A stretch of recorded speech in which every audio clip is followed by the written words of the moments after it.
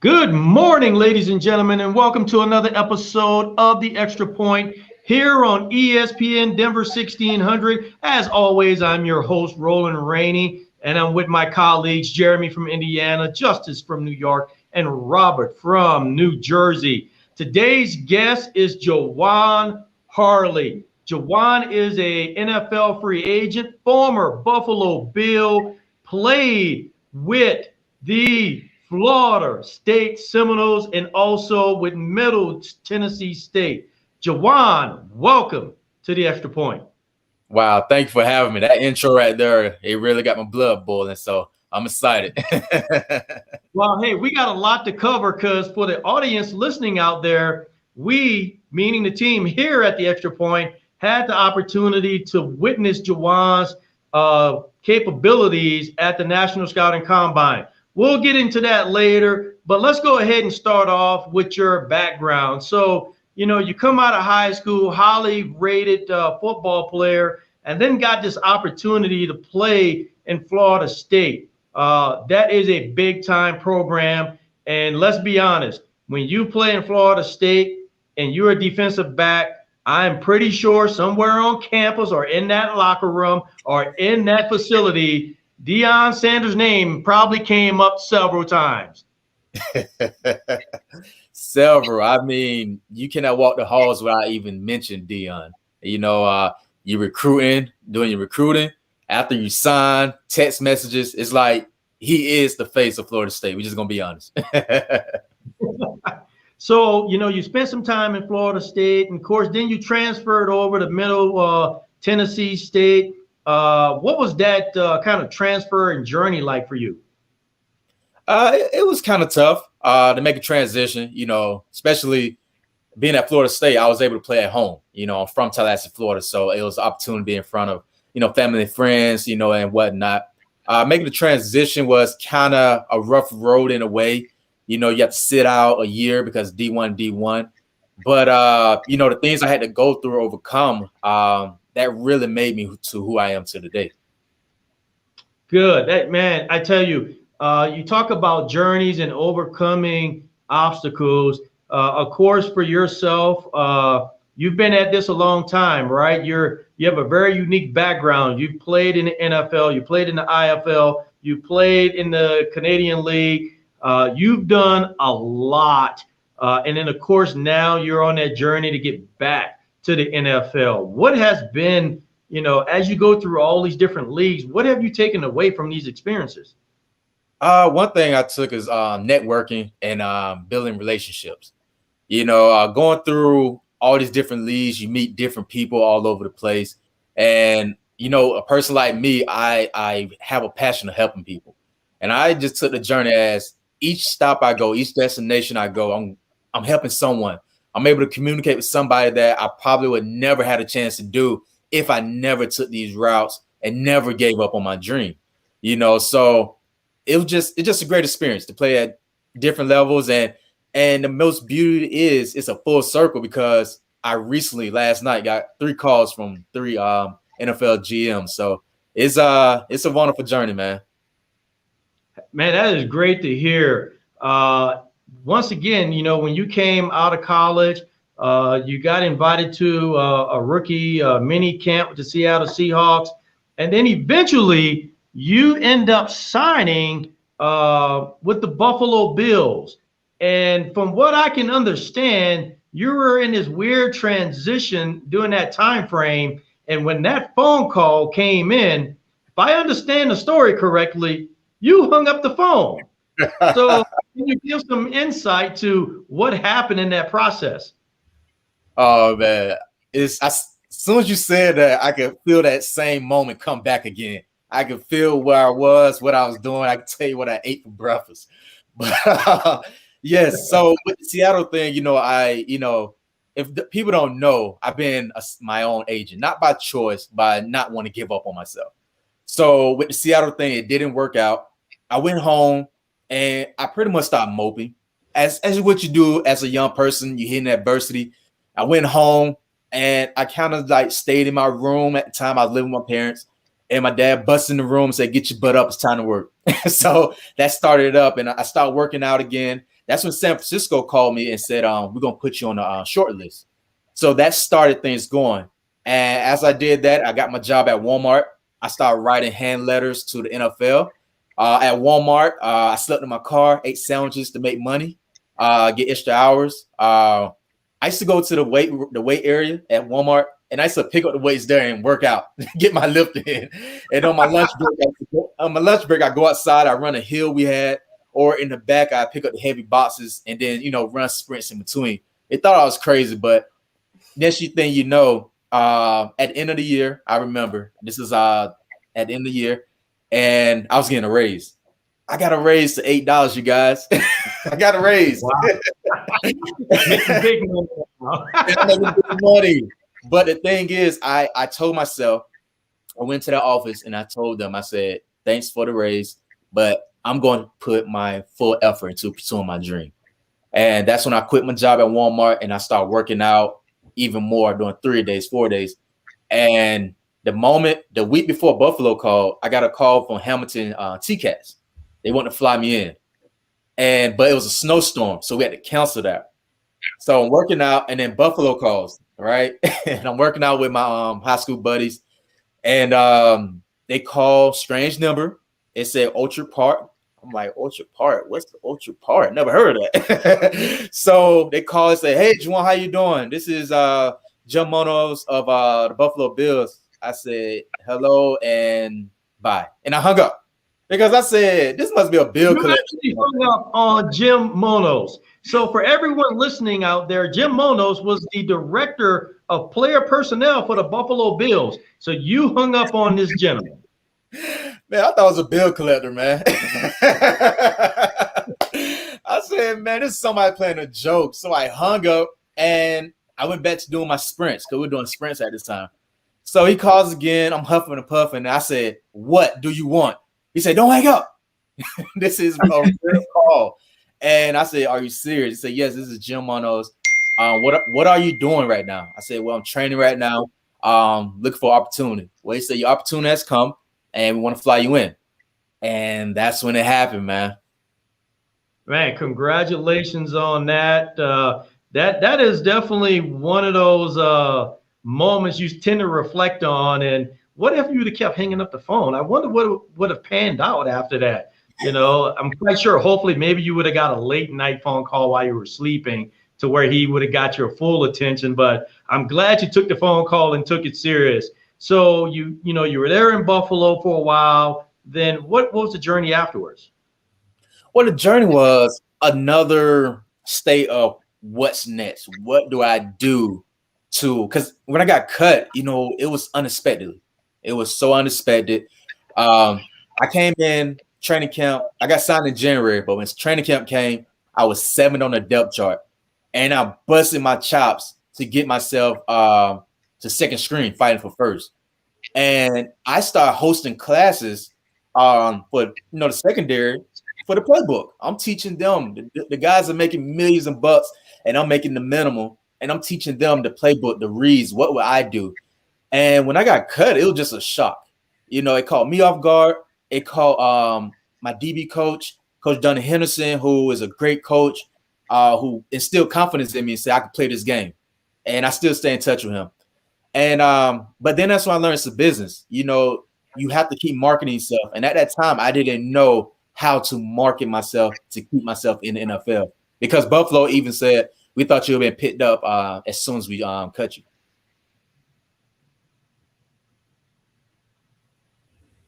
Yeah, Juwan, you mentioned you would run outside and during your lunch breaks at Walmart, and you would sneak over to the fitness section and get a little workout in during your breaks. That's definitely got to be tough, to go from football to that kind of job. Can you kind of describe your mentality, what it was kind of like to go through that transition? And what about football kind of kept that dedication and motivation to stay with it? Well, it's a mentality. Like, for instance, I know everybody know the Kobe Bryant, they say the Mamba mentality, right? But however, when I have my own business, all right? I have my own health, wellness, and fitness business, and it's called Make Adjustments, Delete Excuses. And that's what I kept drilling into my head to keep the focus and discipline of make adjustments, delete excuses. So no matter what I have to do, if I got to go to Walmart, I got to clean these toys, I got to mop this floor, I got to be in the toilet part, whatever I got to do, I'm going to make adjustments, delete excuses, but I'm going to keep my eyes on the prize. And I kept telling myself that each and every day because people there, they're trying to make me get comfortable. They was satisfied. They want to do this, but I said I'm gonna go over and beyond. So to keep my mind hungry to get better at anything I do, I worked the toy department, then I started learning the cashier, I started learning the garden, I started learning the technology, whatever I could to tell myself that you cannot settle. And that's what I used to get myself through that.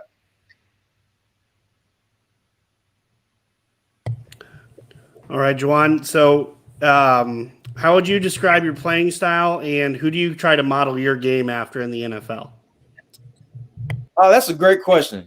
My playing style, and to say model anybody, I really cannot say who. And the reason I say this, I say it's all due respect to each and every person, because those that come before me, if it wasn't for them, I wouldn't know how to play the game.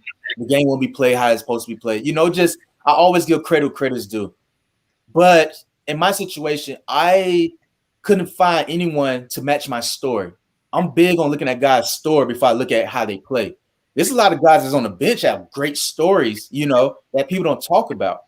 But for me, I haven't found or didn't find anyone that has the same story of the journey, the things I had to go through, like sign and negotiate by myself 12 professional contracts, and playing in different leagues and have to market themselves and teach themselves how to change your technique to have a better back pedal and flip your hips. I mean, the little things that people take for granted to have a coach that I had to do myself, the nutritionist and all the things you could think of, studying the game. So all due respect, I don't have anyone, but I love everybody's game because their game got them to where they at and what they're going to be and continue to pass on to others. Juwan, Robert Parker here. Thanks for coming on the show again. And I just want to go back to your Florida State days. I think you kind of came in when Bobby Bowden was still there. So could you talk to us and talk to the audience about, playing under, Bobby Bowden, a legend in his own right, and just coming through that program with the likes of Deion Sanders and all the greats, the Peter Bullwares and all of those names. How was that time period, at a young age when you're, full and vigor coming from high school, ranked a 4-star recruit? Like, how was that process? Oh man, that was, I love it. While you were speaking of it, I'm catching chills. I kid you not. But it's awesome. And the thing is, I'm grateful to be around Coach Bobby Bowden and Coach Mickey Andrews. I mean, two legends, and then on top of that, Coach Fisher. Okay. Don't forget about Coach Fisher, because I was Coach Fisher first recruiting class and Bobby Bowden last recruiting class. All right. So I feel like that's something historic in its own way. However, when I was there, when you're young, you expect things to happen so fast. You want it right now. You want success. You see guys in your class having the great success, but you're not in there. You're trying to find your way. I had a little health issues during that time. I didn't know how to take care of my body. All right. So that's what happened my freshman year, that threw me behind the ball. And I came back my sophomore year, and then coaching changes. All right. But one thing I remember from Coach Bobby Bowden and Coach Andrews, with Coach Bobby Bowden, I've been pulling me to the side one practice. He noticed that I came in the gates with my head hanging low, and that's usually not me. I'm always eyes forward and focused. And he said, Harley, come here. So I got in the golf cart. We drove off. And he said, don't you worry. This is how life works. And he said, I'm not talking football. I'm talking life in general. He said, a lot of times, a lot of people, they get to that top so fast, right? And then they get there, and then they come down just as fast. He said, you the type of person that you bloom late, but blossom forever. He said, you're going to get there. It's going to be a little trial. You're going to get there. You're going to inch your way. But when you get there, and you're going to be there. And I didn't understand at that time, but I see it now. It's taking me time to get there, but now it's like, I see what you mean. And then with Coach Andrews, his last words to me, I remember it was in the cafeteria. He had retired. I'm walking down. I said, Coach, can you stay one more year? Just one more year. You can leave my junior year. He said, no, I need to spend time with my grandson. He said, but I tell you what, he said, you get your health right, and I promise you, you will be one of the greats to leave here. I didn't understand at the time. I didn't understand. Going through my journey and as things leading up, it's amazing how the way these guys spoke, and I'm feeling rejuvenated as if I was this 18-year kid again. And my colleagues who they've been in the NFL, but how they breaking down, and I'm just going like this. You know, things I couldn't do at Buffalo, I could do them now. I move quicker at age 30 than I did at age 23. I have more techniques, fundamentals. So everything Coach Bobby Bowden said, you bloom in late, but you'll blossom forever. It's happening. And I'm just grateful to be able to be around those legends.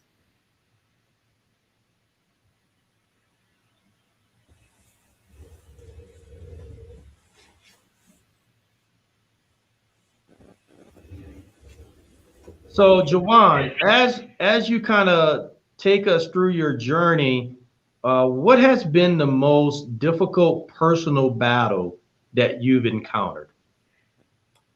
I truly believe it was my dad's health and my mother's health. Going back to like my dad, we the same person. We said it all the time. And when he passed in 2018, that really, it really hurted me. It really did. But prior to that, it made me grow up fast because he had got some health issues from working at the job, providing for the family. He was an HVAC, AC mechanic at the hospital, and asbestos exploded. So he inhaled asbestos. So the asbestos it's eating your lungs, deteriorating your lungs. So at age 12, I couldn't be a kid no more. So my life had to go from a kid to man up. I go out with a smile, let everybody see, you smile, you're happy. But inside, I'm like, I can't really be a kid. I have to make sure things in order, to get where I want to be and for my family. So when I went to Middle Tennessee and my first game started, he almost died at the game. And we playing Magnesia State, I think that's the name of the school. And in the middle of the game, I couldn't breathe. In the middle of the game, I couldn't breathe and catch my air because we so close. I mean, close.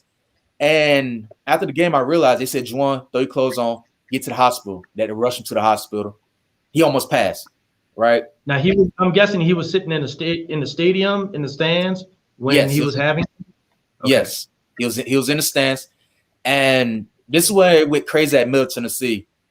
After that, I stayed up there all night, crying and whatnot. And I come back, and my coach said, you should have went to sleep last night, as if he didn't know what was going on. And that was like a one statement that really threw me through a loop at Middle Tennessee, which caused me to also not get drafted because they threw me on the bus. And I was told this by Buffalo Bills. And then fast forward into 2018, I was prepared for a workout with Baltimore, but I had to cancel it. That's when I got a phone call about my dad. We just talked. We talked like hours prior, and I asked him, do you need me to come down there? And he told me no.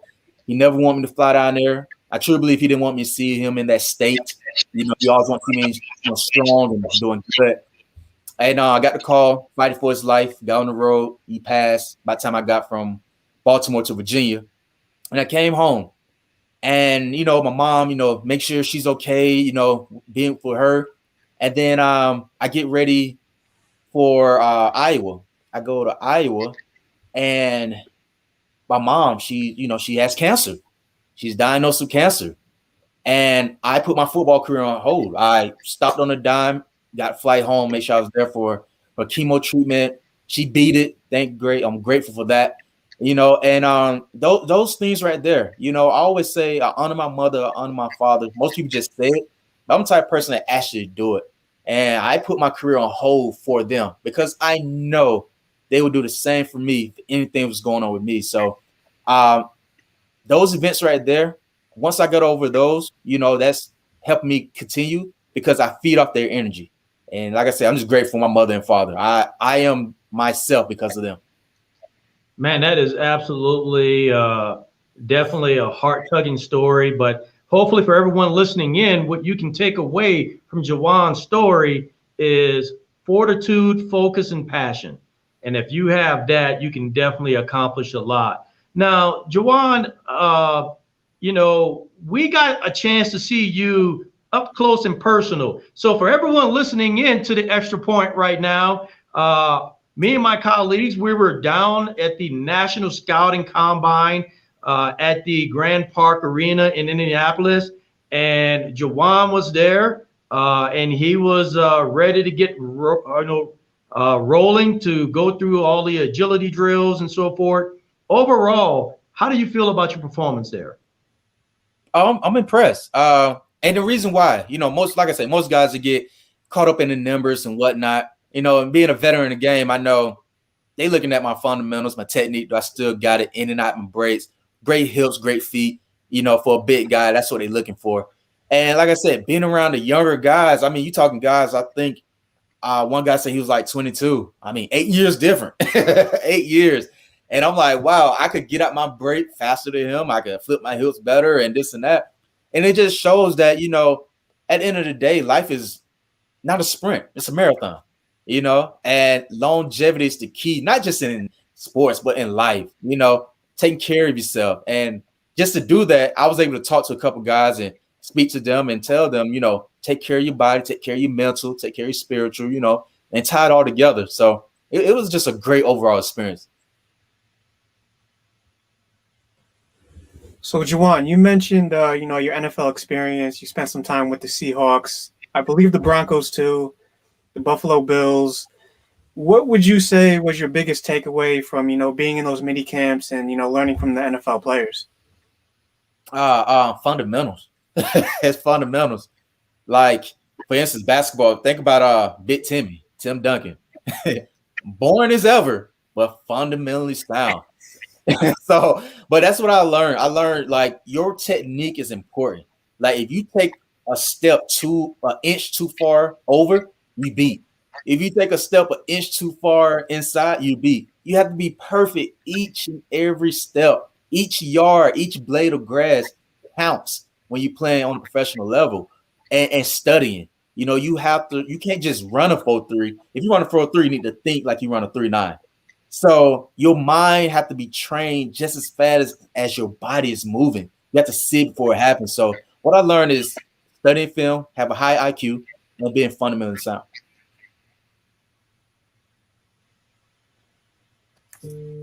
Yeah, once again, Jawan, thanks for sharing that story with us and our audience. That's a heartfelt story. And I just want to go back into the NFL. And a question that I ask a lot of guys is that, you have a lot of guys that's come out of college and they want to make the NFL, but they want to make the NFL for different reasons because, some players, they like to make the NFL because they want that lifestyle. They want what the NFL can provide for them. But at the end of the game, their passion for the game is sorely lacking. So clearly with you, on the other hand, it really seems like you have that passion because this is a dream that you kind of been chasing and you've tasted a little bit and you're trying to keep tasting and get there. So could you just speak and tell our audience just about the, just like Roland said, the fortitude, the passion, the wherewithal to keep grinding the day to day. So could you talk about how that affects your body and how it affects you mentally, doing that day to day grind? Yeah, it's a journey on it. It's definitely a journey. But you just have to be in tune. I tell everyone, stay in tune with your star player. Your star player is yourself. Making sure you get up. Like what I like to do when I get up in the morning, I like to get up and meditate, listen to good music, nice and smooth. Get up, do a little. After I drink my warm water, get me a little stretch in and whatnot. I have a routine. When you have a routine, it'll help you throughout the day. It'll help you throughout life. Now you discipline. I have to do X, Y, Z. And then once I do Z, I have to go back to letter A and I continue to go. So it's all about having that focus, being disciplined and whatnot, and just like I was there at that time when I wanted the money, I wanted the fame, I wanted this and that. But that's because I was hanging around the wrong group. You know, a flower can't grow with weeds around it.